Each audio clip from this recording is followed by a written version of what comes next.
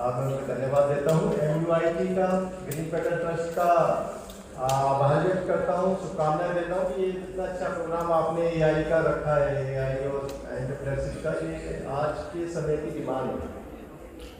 मेरे सहयोगी अधिकारी श्री सुशील कुमार जी ने बहुत अच्छा प्रेजेंटेशन दिया है आपको, जिसमें IPR से रिलेटेड सारी जानकारी उन्होंने दी है।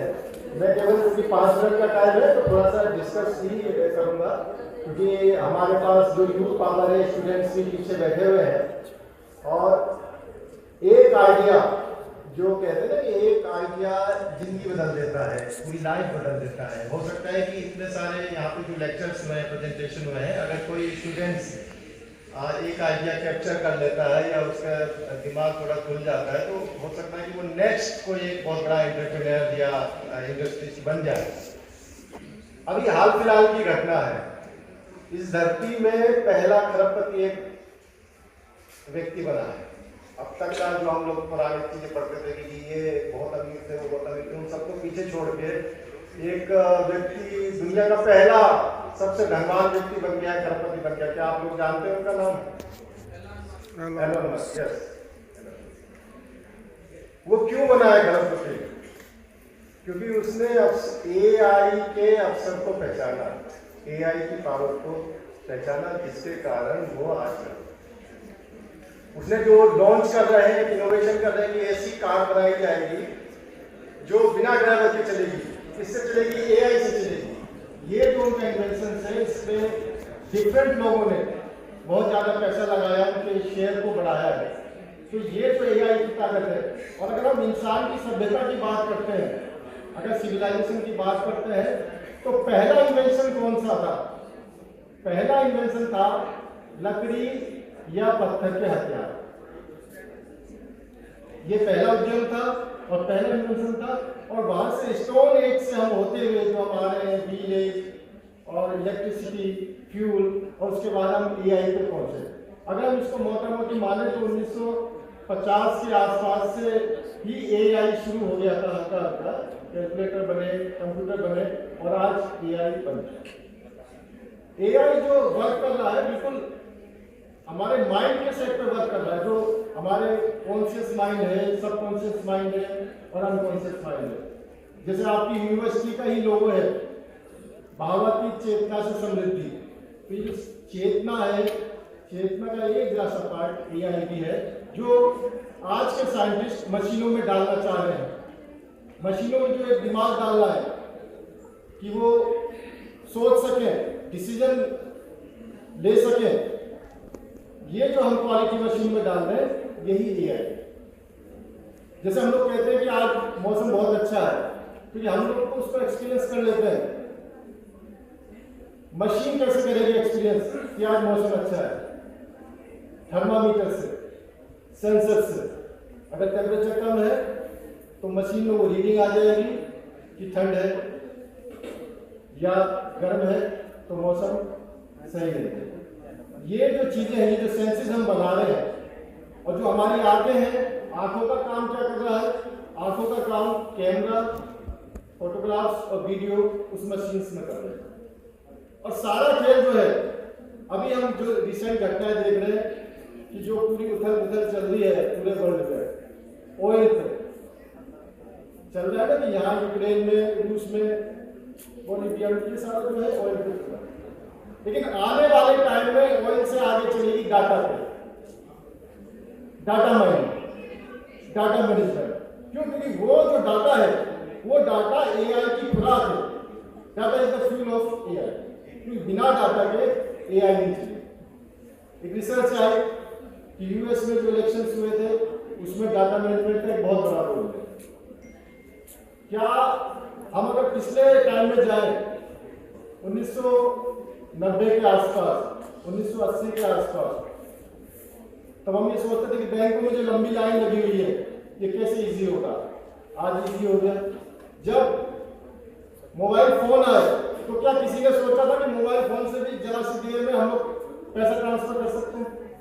किसी ने नहीं सोचा था। लेकिन जिन लोगों ने सोचा था, उन्होंने इसको अंजाम दिया, इस चीज को आगे लाया। तो आइडिया को कोई भी जो फैक्ट्स है, एक अपने पास जो स्टूडेंट्स है, एक अपने पास डायरी रखें, कोई आइडिया आता है कहीं पे भी अखबार पढ़ते हुए, सुनते हुए, किसी को लेक्चर सुनते समय, तो उस आइडिया को आप नोट कर लें। ऐसे बहुत सारे स्टूडेंट्स हैं जो 12-13 साल की उम्र में बड़े बड़े इन्वेंशन कर रहे हैं। स्टार्टअप क्या है? स्टार्टअप में जो अभी आप देखते हैं कि ओयो है, स्विगी है, ओला है, उबेर, ये सब स्टार्टअप है और ये ज्यादा पुराने स्टार्टअप नहीं है। इसको जो टेक्नोलॉजी और इंफॉर्मेशन से जो बूस्टअप मिल रहा है वही आज के फील्ड का स्टार्टअप है। 1730 में स्टार्टअप की शुरुआत हो गई थी जब बेंजामिन फ्रैंकलिन ने प्रिंटिंग प्रेस का यूज किताबों और पम्फलेट छापने के लिए किया 1730 में। और आज भी स्टार्टअप हमारी कंट्री में, हम लोग थर्ड ऐसी कंट्री है कि जिसके पास सबसे बड़ा इकोसिस्टम है स्टार्टअप का। और 2021 में हमारे कंट्री में सबसे ज्यादा यूनिकॉर्न बने। यूनिकॉर्न मीन्स कि कोई ऐसी कंपनी या स्टार्टअप जो 100 करोड़ से ऊपर का टर्नओवर करता है, वो एक यूनिकॉर्न होता है। तो 2021 के वर्ष को हम लोग स्टार्टअप की वर्षा का समय कहते हैं कि इस समय सबसे ज्यादा स्टार्टअप हमारे हैं। ऐसा नहीं है कि स्टार्टअप फेल नहीं हो रहे, स्टार्टअप फेल भी हो रहे हैं, लेकिन जब तक कोई एक कदम बढ़ाएगा नहीं आगे तब तक कोई कामयाबी नहीं मिलेगी। तो स्टार्टअप में हम लोग बढ़ सकते हैं। स्टार्टअप में गवर्नमेंट काफी सारी स्कीम्स ला रही है, लॉन्च कर रही है। स्टार्टअप इंडिया की एक वेबसाइट है, उस पर रजिस्टर कर सकते हैं न्यू स्टार्टअप। स्टार्टअप करने वालों को फंडिंग दी जाती है इंटरेस्ट फ्री और 3 साल तक उसमें इनकम टैक्स भी नहीं है। इस चीज का आप लाभ ले सकते हैं। एग्रीकल्चर फील्ड में अगर हम जाते हैं तो एग्रीकल्चर फील्ड में इंफ्रास्ट्रक्चर की स्कीम्स है जिसके तहत किसान लोग या जो रूरल एरिया के लोग हैं वो अपने एंटरप्राइज को आगे बढ़ा सकते हैं। ऐसा कोई भी सेक्टर नहीं है जिसमें गवर्नमेंट सब्सिडी या ग्रांट की रेट नहीं देती। इस चीज का हम लोगों को पूरा लाभ देना है या बढ़ाना है। और जो चीजें चल रही है प्रोजेक्ट में उस पर हमें नजर रखनी है। 18वीं सेंचुरी में हमारी जो जीडीपी थी वो पूरे वर्ल्ड में सबसे ज्यादा, और क्यों ज्यादा थी? क्योंकि उस समय ऑयल नहीं था, हमारे इंपोर्ट नहीं थे, तेल नहीं था।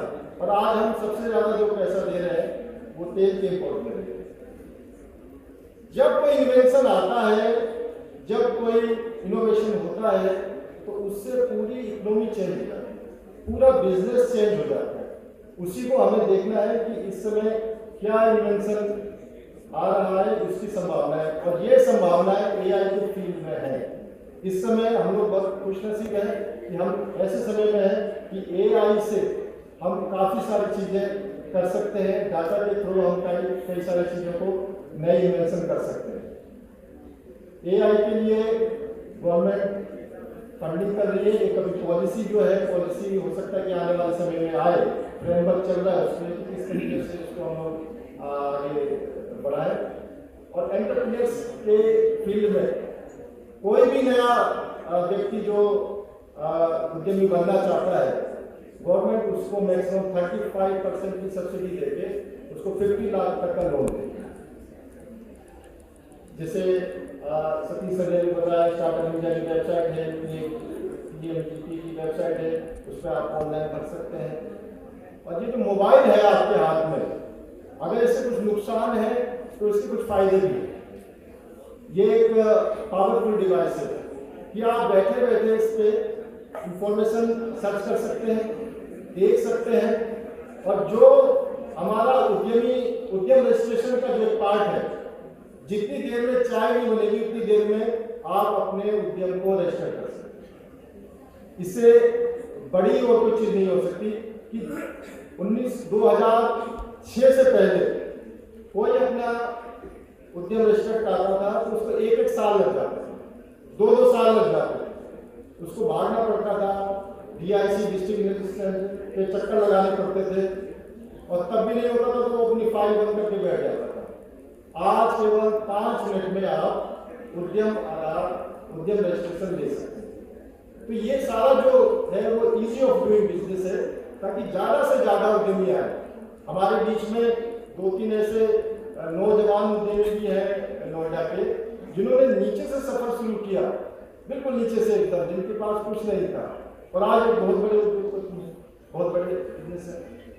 लेकिन इसका जो विकल्प है कि मेहनत का तो कोई विकल्प है नहीं, मेहनत तो आपको करनी पड़ेगी।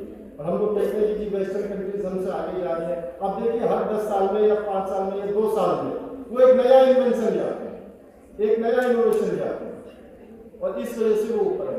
अगर बात करें यूएसए की, तो यूएसए में आप देखिए कि हर साल कोई ना कोई नया इन्वेंशन आ जाता है, जिससे वो हमेशा आगे होता है। तो इसके साथ ही मैं अपनी बात को विराम देता हूँ और आभार व्यक्त करता हूँ कि इतना अच्छा ये कॉन्फ्रेंस हुई है। इसमें जो भी अगर कोई भी जानकारी चाहिए तो जो हमारी वेबसाइट है उद्यम रजिस्ट्रेशन की, स्टार्टअप इंडिया की, उस पर हमारे स्टूडेंट विजिट कर सकते हैं और AI का एक अच्छा सदुपयोग यूज है। जय जय हिंद मिस्टर सतीश।